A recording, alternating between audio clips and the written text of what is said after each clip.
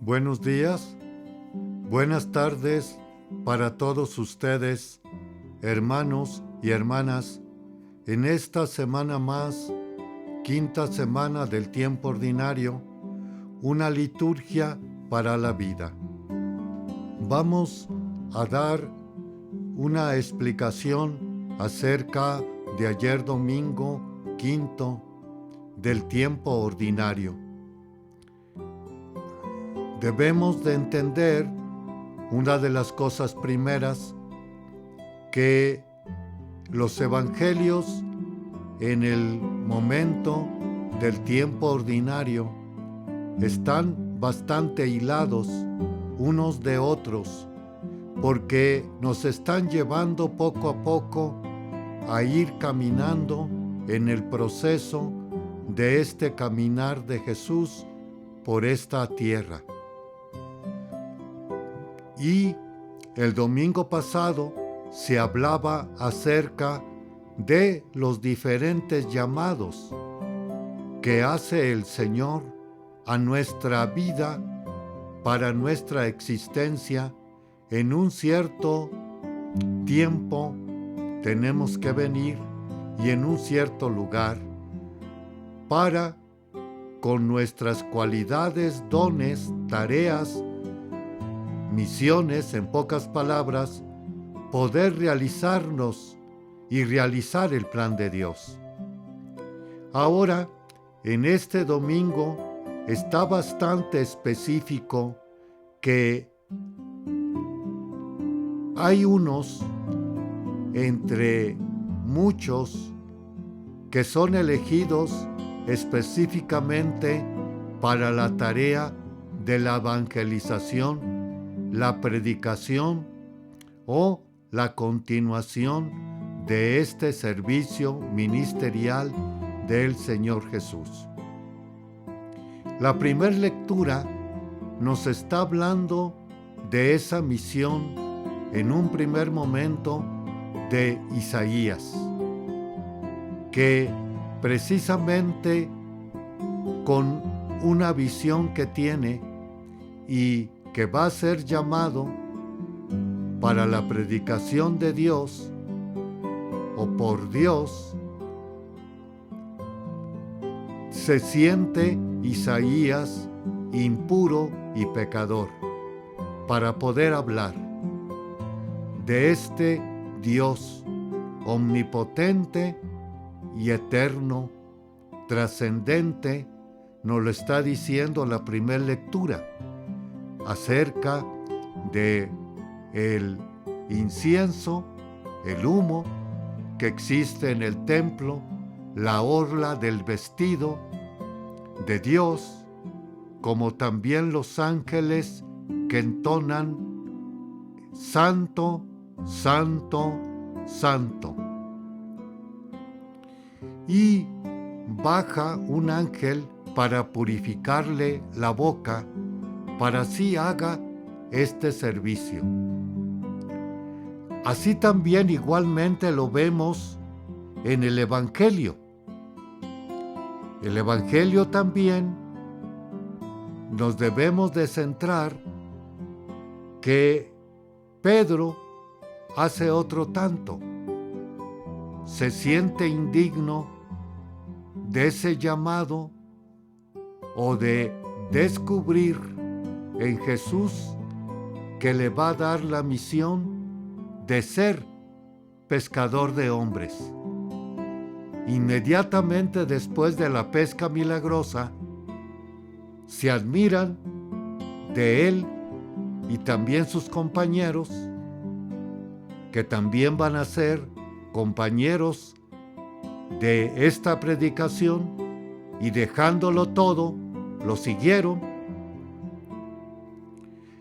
También se siente indigno ante este Señor que le reconoce de nuevo como el Señor Todopoderoso y Omnipotente.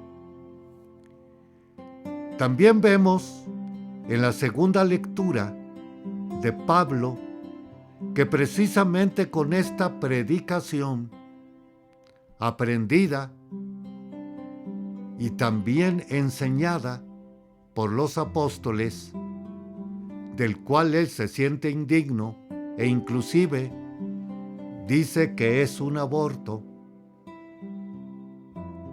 Y aquí sale un tanto secundario, pero no deja de ser principal, el primer credo o querigma que expresa Pablo: Cristo murió por nuestros pecados. Y también nos dice que murió y al tercer día resucitó. El primer credo hacia el Señor Jesús. De nuevo, con la predicación que le encomienda el Señor: Saulo, Saulo, 25 de enero pasado, ¿por qué me persigues? Comienza esta predicación, y esta predicación es precisamente para que tengamos la vida eterna en este caminar de la vida con la predicación del Señor. Pues hasta ahorita quizás nos parezca bastante al otro.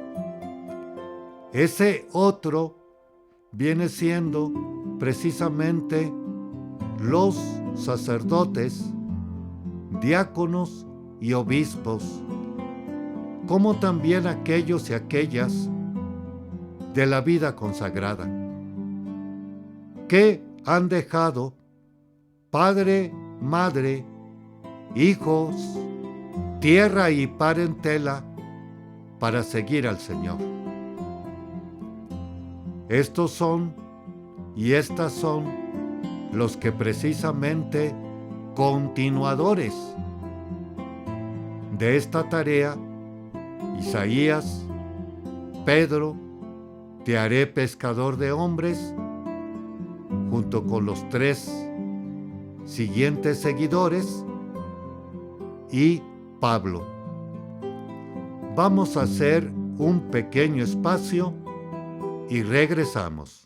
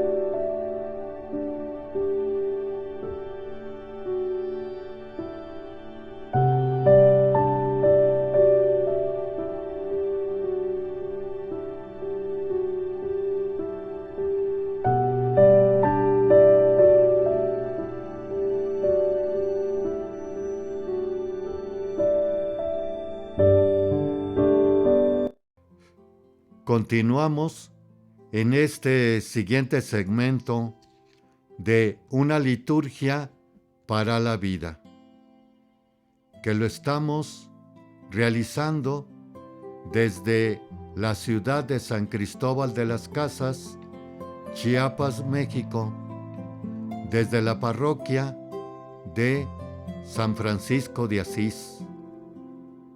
El padre Víctor Anguiano les comenta este momento de liturgia. También pueden seguirme en YouTube, Una liturgia para la vida, Padre Víctor Anguiano. Continuamos. Quizás con este evangelio que de nuevo está muy directamente a un llamado específico de ser pescadores de hombres, como también del mensaje del Señor. Pero viene bastante ahora a colación aquella otra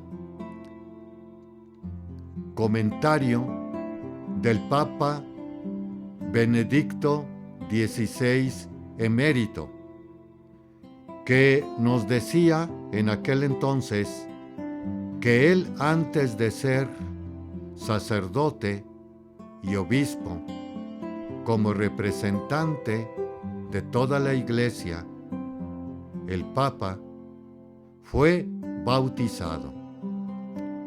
Y como bautizado, también se tiene el ser sacerdote, profeta y rey.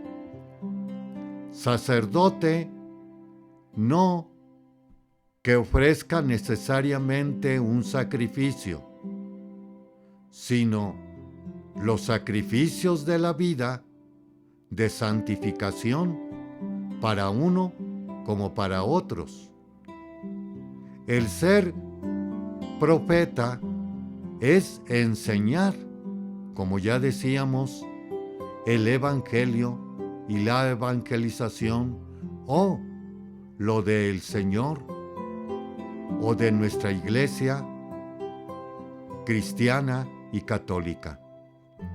Y rey, no solamente lo entendamos como estar sentados en un trono, sino como protectores, acompañantes de un pueblo que es precisamente nuestros hermanos y la Iglesia.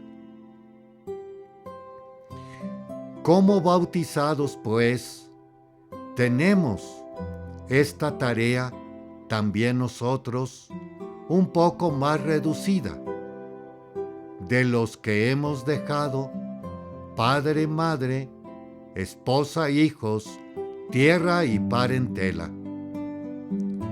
¿Y por qué se tiene que evangelizar, predicar y misionar? Primeramente, tengámoslo en cuenta, Jesús, antes de subir al cielo, dijo a sus apóstoles: vayan por todo el mundo, prediquen el Evangelio, hagan discípulos míos y enséñeles a guardar todo lo que yo les he enseñado. Evangelización, tarea y misión. También porque en Cristo encontramos el sentido de la vida, de nuestro ser y de nuestro caminar, que en otro momento va a decirnos: el que quiere a su padre y a su madre más que a mí, no es digno de mí. Tercero, por los valores que encontramos en el Evangelio, como en las Sagradas Escrituras. Valores, ante todo, que hay que recalcar del bien común, donde favorecen prioritariamente a los pobres, necesitados, marginados e indigentes. Cuarto, porque ser cristiano es pensar y actuar en Jesús. Y así tenemos, domingo pasado, no solamente los héroes, sino también los santos, que están impregnados de fe, de esperanza y de caridad. Quinto y último, porque llevando adelante este Evangelio, vamos a tener más posibilidades de vida, de felicidad y de vivir para siempre o eternamente. Una buena reflexión, pues, no solamente a los consagrados, sino también a todo bautizado, creyente o persona de buena voluntad que quiera adherirse a este programa que trae el Señor. Vamos a hacer otro espacio y regresamos. Le esperamos.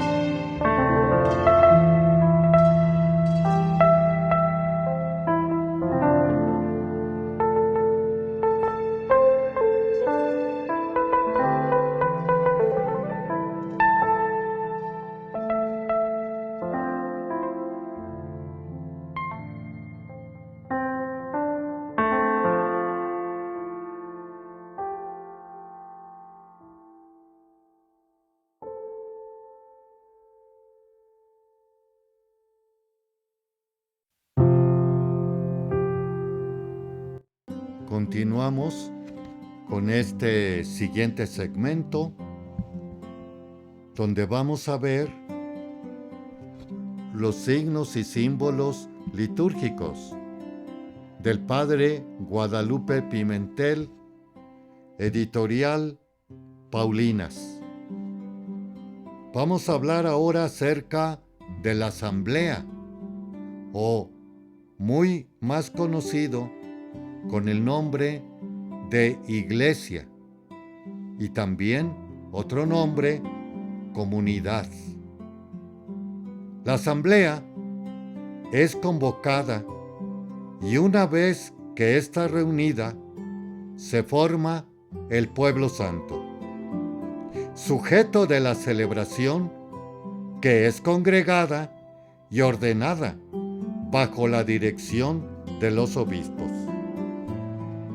Constituir la asamblea litúrgica no es un hecho meramente sociológico, sino teológico. Tanto en el Antiguo como el Nuevo Testamento muestran la actualización de la asamblea por obra de Dios, que quiere la salvación del género humano, pero no en forma aislada, sino comunitaria. En el Antiguo Testamento, Dios hace la elección de determinados personajes para un servicio específico, que está en función del pueblo. Abraham lo elige como padre de un gran pueblo. Lo mismo a los jueces o reyes. En la historia del pueblo de Dios, además del hecho mismo de ser pueblo, los momentos clave están señalados por las brillantes expresiones de la asamblea. Así, por ejemplo, la del Sinaí marca el momento del cual Israel será el pueblo de la alianza, el pueblo de Yahvé, la asamblea de Yahvé. Dios mismo lo constituye un pueblo. Haré de ustedes un reino de sacerdotes y una nación santa. Otros momentos significativos a este respecto lo encontramos en la renovación de la alianza en Moab, como en Ebal Jarisim, en la inauguración del templo de Salomón en la restauración del culto bajo Ezequías, al encontrar el libro de la alianza, los días que Josías, cuando Esdras lee la ley a la vuelta del destierro de Babilonia. En el Nuevo Testamento, Cristo anuncia que edificará una iglesia o asamblea. Muere para reunir en uno a los hijos de Dios que estaban dispersos. En la carta a los Hebreos se describe bellamente la asamblea. Numerosas referencias tocan la misma realidad. Siguiendo la línea de la Escritura, la tradición primitiva muestra la importancia de la reunión en asamblea, como puede verse en el libro de la Didaché, en San Ignacio de Antioquía, en San Justino, o en el caso de los mártires de Abitina, víctimas de su fidelidad a la asamblea dominical. Construir la asamblea es algo básico, pero no es fácil, pues se trata de algo mucho más profundo que reunirse. Se trata de entrar en comunión, en la caridad. Por eso precisamente la asamblea es un logro tan importante y medular, pues toca la esencia de la Iglesia, que ha de reflejar en su vida el modo de ser de la Trinidad. Dios en tres personas que viven en comunión total. Reunirse es un acto profético que revela la presencia de Dios en la comunidad y que anuncia sus promesas. Jesucristo, por la sangre derramada en la cruz, ha adquirido un pueblo que le pertenece. Pero, a medida que el pueblo camina y cree, adquiere la dimensión total de Cristo. En Cristo somos una sola cosa, pero a través de nuestras mismas diferencias luchamos por la unidad y queremos ser eficaces como artífices de la paz. Cristo nos reúne y nos envía, ya que hay otras ovejas que no están aún en su rebaño. Nos reuniremos por causa de la fe y por medio de ella. Muchas de nuestras celebraciones no son verdaderamente comunitarias, o lo son en grado muy pobre. A veces, para integrarse, como lo pide la fe, se requiere un auténtico heroísmo. Los creyentes somos un pueblo que camina.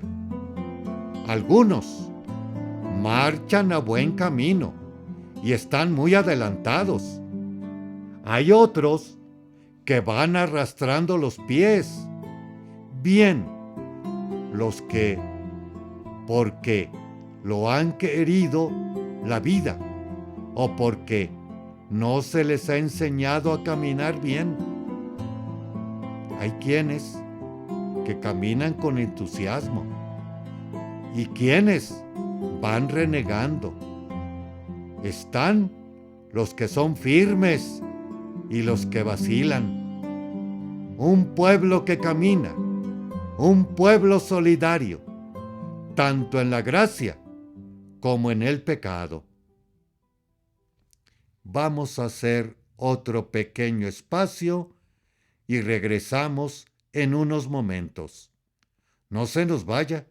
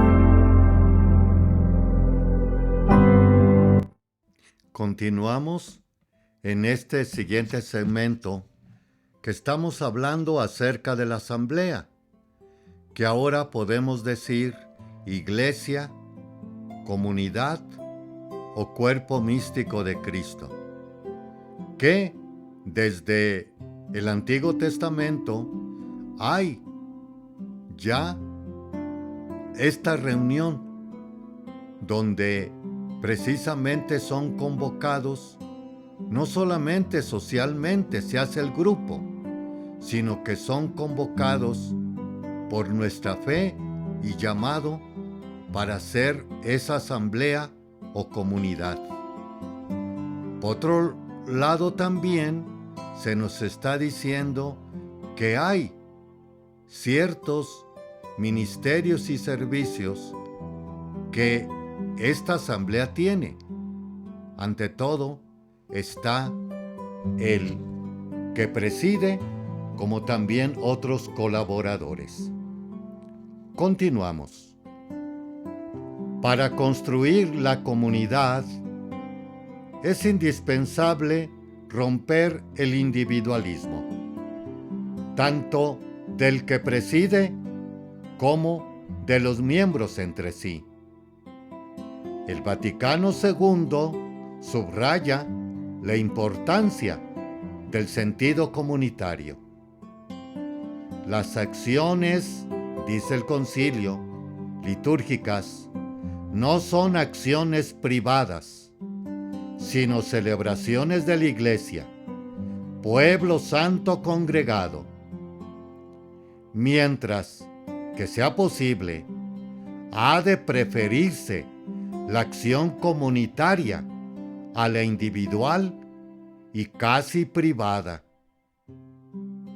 Todos los fieles tienen el derecho y el deber de participar activamente en la celebración, porque así lo pide la naturaleza de la liturgia. Por otro lado, porque el bautismo nos habilita para ello y no lo exige. En las celebraciones litúrgicas, cada cual, al desempeñar su oficio, hará todo y solo aquello que le corresponde. Los acólitos, lectores y comentaristas desempeñan un ministerio litúrgico. Ha de fomentarse, lo que favorece a la participación activa. Las rúbricas han de prever la participación de los fieles. No ha de hacerse excepción de personas. Todos somos miembros activos en la asamblea e iguales ante Dios. Para que la asamblea sea un buen signo, hay que tener en cuenta en el lugar de la celebración la luz, el sonido, el ornato. Es conveniente que el templo sea amplio y funcional, para las celebraciones. Los horarios se deben programar con la comunidad parroquial de acuerdo a la vida y el trabajo de la misma, según lo cual hay que ser puntual y más breve en las celebraciones entre semana. La actitud de que el presidente es de particular importancia para hacer vibrar a la asamblea en la celebración. Es necesario tener en cuenta y potenciarlo. El desempeño del equipo litúrgico es de carácter prioritario para que toda la asamblea se sienta celebrante y participe. ¿Qué nos dice el nuevo catecismo? En la celebración de los sacramentos, toda la asamblea es litúrgico, cada cual según su función, pero en la unidad del Espíritu que actúa en todos. En las celebraciones litúrgicas, cada cual, ministro fiel, al desempeñar su oficio, hará todo y solo aquello que le corresponde, según la naturaleza de la acción y de las normas litúrgicas. Segundo, en el lenguaje cristiano, la palabra iglesia designa no solo la asamblea litúrgica, sino también la comunidad local. Estas tres significaciones de hecho son inseparables. La iglesia es el pueblo que Dios reúne en el mundo entero. La iglesia de Dios existe en las comunidades locales y se realiza como asamblea litúrgica, sobre todo en la asamblea eucarística. La iglesia se nutre de la palabra y del cuerpo de Cristo. De esta manera, viene a ser ella misma cuerpo de Cristo. Los símbolos de la iglesia. En la Sagrada Escritura encontramos multitud de imágenes y de figuras relacionadas entre sí, mediante las cuales la revelación habla del misterio inagotable de la iglesia. Las imágenes tomadas del Antiguo Testamento constituyen variaciones de una idea de fondo, la del pueblo de Dios. El nuevo pueblo. Todas estas imágenes adquieren un nuevo centro por el hecho que Cristo viene a ser la cabeza de este pueblo, el cual es desde entonces su cuerpo. En torno a este centro se agrupan las imágenes tomadas de la vida de los pastores, de la agricultura, de la construcción, incluso de la familia y del matrimonio. La iglesia, en efecto, es el redil, cuya puerta única y necesaria es Cristo. Es también el rebaño, cuyo pastor es el mismo Dios, como Él mismo anunció.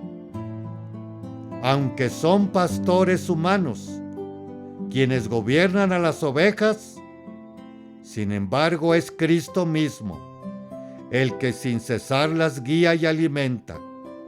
Él, el buen pastor y cabeza de pastores, que da la vida por las ovejas. Haremos otro pequeño espacio y regresamos.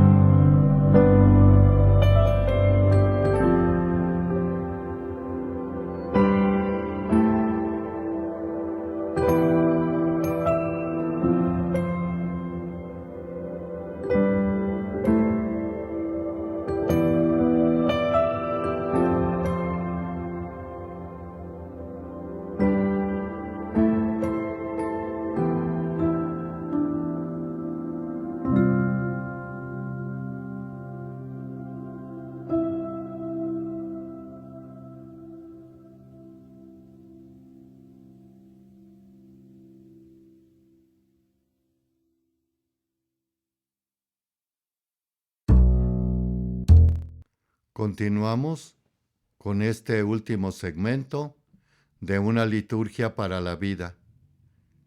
En este santo oral de esta semana se resalta la celebración mundial de los enfermos. El día 11 dedicado a Nuestra Señora de Lourdes, que se le apareció a Bernardita, hija de un molinero francés. A los 14 años, y en el espacio de 6 meses, tuvo una serie de 18 visiones de la Virgen en Lourdes, Francia. La Virgen María se le presentó como la Inmaculada Concepción y con un mensaje muy sencillo: la necesidad de orar y hacer penitencia. Le ordenó también levantar en ese mismo lugar un templo y beber el agua del manantial salida de la roca. Sometida a varios interrogatorios, sin cuento, tanto en las autoridades religiosas como civiles, su sencillez, sinceridad, valor y total desinterés triunfaron sobre todos. En 1866 entró en la comunidad de las hermanas de Nuestra Señora de Nevers. Murió a los 35 años, alejada de cuanto sucedía en Lourdes, sumergida en la soledad, el silencio y la oración del convento. Canonizada en 1933. Sus signos de santidad fueron sencillez evangélica e integridad merecedora de toda confianza. Muchas gracias, hermanos y hermanas, por habernos dejado entrar en su hogar, su corazón y pensamiento, y que estas líneas nos sirvan cada vez más para ahondar en la liturgia y hacerla de ella participación activa, consciente y provechosa. Feliz día, feliz tarde para todos. Habló el Padre Víctor Anguiano. Nos puede seguir en YouTube, Víctor Manuel Anguiano, o Una liturgia para la vida. Buenas noches, buenas tardes para todos.